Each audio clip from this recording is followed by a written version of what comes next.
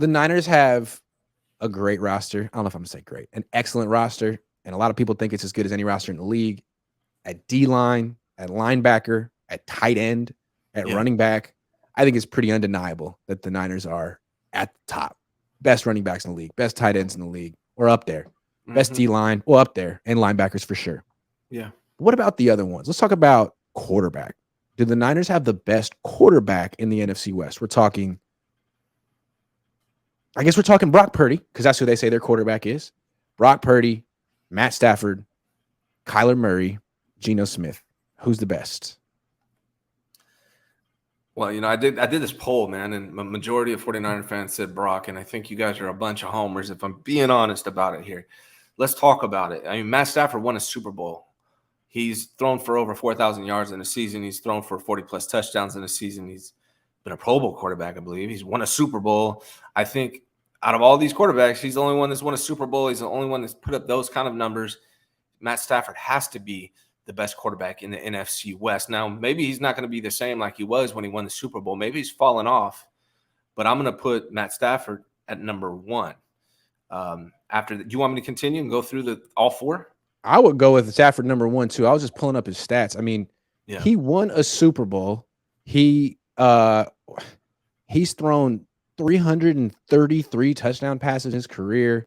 Somehow only went to one Pro Bowl in his career. But, yeah, I would have to say the totality of his resume, dwarfs anyone else in this division. Not even close. Yeah. And I think not even close. I think 49er fans need to put these quarterbacks on the 49ers. When you're thinking about this, put them on the 49ers. If Matt Stafford was on the 49ers over the last few years, do you think we might have won a Super Bowl? I would say yes, absolutely. Yeah. Yes. Now, the only question with Stafford is, how healthy is he? How much healthy?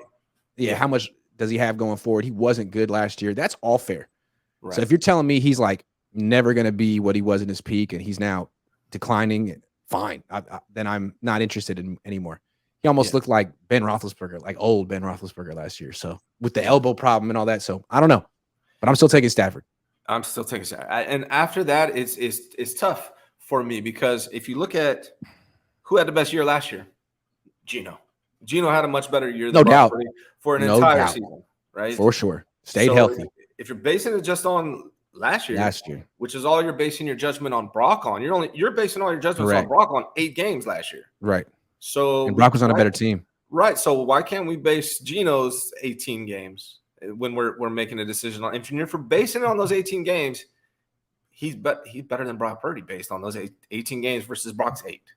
Yeah, and I think this is the point of this exercise. We got to stop focusing on a year or 8 games. It's the totality. It's the full picture. It's obviously Stafford when you look at it that way. It's not even a discussion. And then after that, to me, you could even argue that it's Kyler. You could argue. I mean, he's been on that organization is a freaking joke. Now, I know he has culpability. He's not the pro he should be. He doesn't study like he should. Yeah. But what you said, you put him on the 49ers. If you put Kyler on the 49ers, given what Brock Purdy did, right, running around. Yeah, I mean that's. I mean, he tore his ACL though. I don't know what he's going to be like when he comes back, but him. Sorry, I'm just saying, it's all good. I got business calls, man. But yeah, no, I just saying. I agree. I mean, I might take Geno above Kyler, but again, Geno's a 1-year wonder at this point. Yeah, but so is Brock. He's a half-year wonder. He's a half-year wonder. It's a half-year. So to me, I would have to put Brock at the bottom. Yeah. Doesn't mean he couldn't end up being number 1 at the end of this year. That's what's cool about Brock. He could end up being number 1 on this list at the end of the year if Stafford falls off and Geno comes back to earth and Kyler's going to miss the whole year. But right now, 4th. If Brock plays the same way he did for those 8 games for the whole season, wins the Super Bowl, he's probably number 1. Right? But he hasn't shown he can stay healthy for a full season. He's going to have no offseason to prepare and improve. If you're not getting better, you're getting worse. He's not going to have time to get better this offseason. All that stuff. I mean, it could be like a down year before it's an up, Bro, I literally turned off my notifications. I apologize. Bro, it's all good. Don't worry about it.